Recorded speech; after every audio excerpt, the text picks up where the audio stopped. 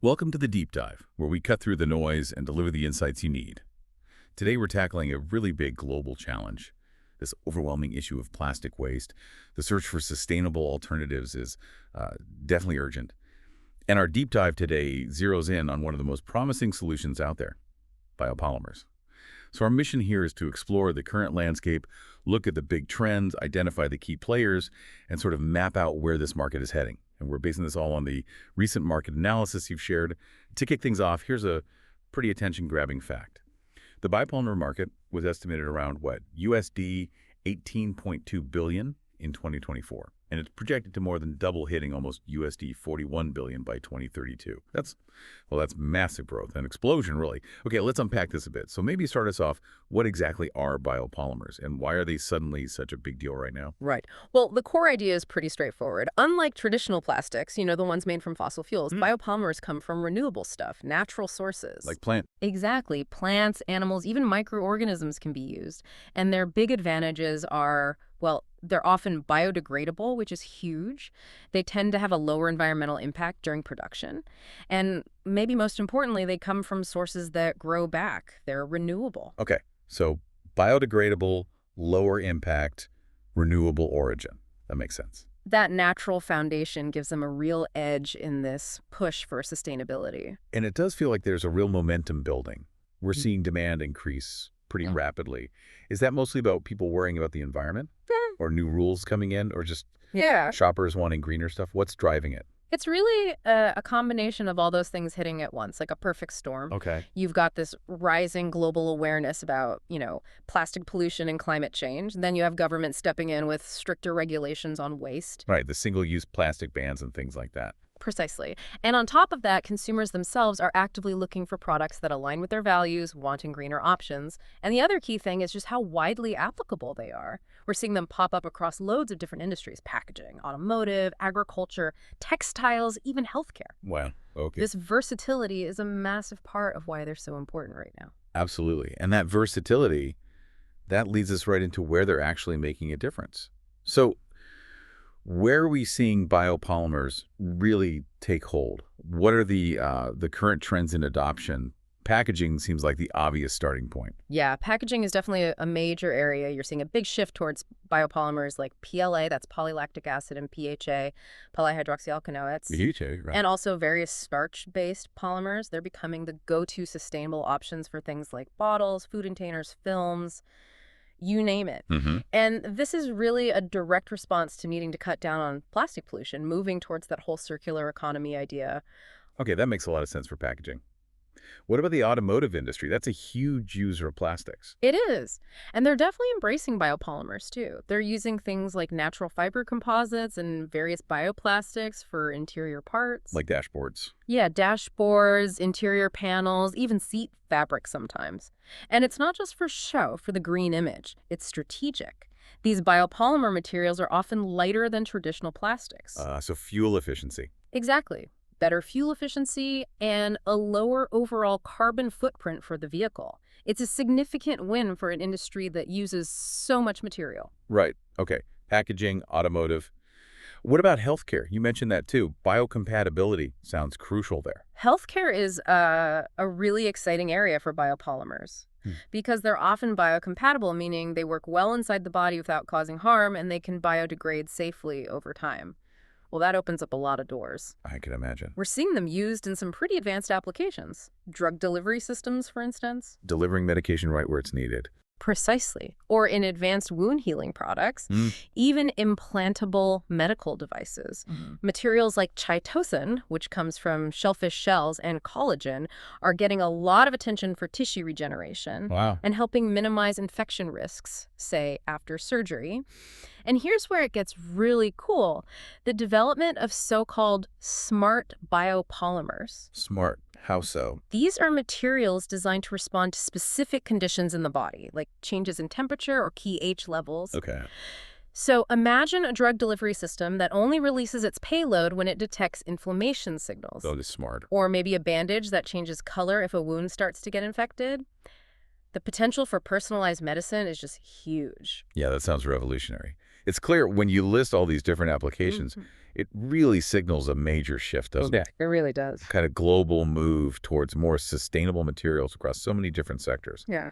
But okay, who's actually leading this charge? Where's the market seeing the most growth geographically? Geographically, North America is currently the biggest player. They hold over 35% of the global market share. Okay, a third. Why there? It seems to be driven by a strong culture of innovation, lots of tech development, and also some pretty strict environmental regulations that push for these kinds of material. Right, regulations matter. They do. Yeah. Europe follows pretty closely with around 30% market share. They also have a strong regulatory environment, think EU directives, and solid production capabilities, particularly in places like Germany and France. Mm-hmm. But the really explosive growth story that's happening in the Asia-Pacific region, Ah, okay. it's projected to see a compound annual growth rate, a CAGR of over 14% between 2024 and 2030. 14%, that's huge. It is, and it's fueled by expanding manufacturing, especially in China and India. Plus, you have rising consumer awareness there and governments actively putting policies in place to encourage green tech. Interesting. So North America and Europe lead for now, but Asia Pacific is catching up fast. What about the companies themselves? Who are the big names in this space? Is it competitive? Oh, it's definitely competitive. You have some major established players. BASF SC, for example, had about 20% market share back in 2023. 20%. Okay, that's significant. Yeah, they're a big one. Then you have DuPont with around 15% and Novamont holding about 10%. And what's interesting isn't just their size, but their strategy. They're investing heavily in R&D. Research and development. Right, pushing the boundaries of what these materials can do, improving performance, not just focusing on biodegradability. They're also doing a lot of strategic partnerships, mergers, acquisitions, basically trying to broaden their portfolios and global reach. Standard big company playbook. Pretty much. But we also expect new players to jump in, especially in those fast-growing regions like Asia-Pacific. So the competition is likely to heat up even more by 2024. Okay, so we have the regions, the companies, but how big is this market compared to, regular plastics? Are biopolymers still niche, or are they making a real dent? That's a great question for perspective. Traditional plastics, the petroleum-based ones, still absolutely dominate the overall polymer market. No question. They've had decades of development, cost optimization. They're cheap and everywhere. Exactly. But biopolymers are steadily carving out their space. In 2023, they accounted for roughly 10% of the global polymer market. 10%. And the projection is for that to grow to about 12% by 2024. So still small compared to the whole pie, but growing. Precisely. 12% might not sound huge, but that consistent upward trend is what's important. It shows a definite shift in preference towards eco-friendly options. Industries and consumers are increasingly looking for sustainable solutions. It's a significant trend, even if it's not market parity yet. It definitely paints a picture of momentum, yeah.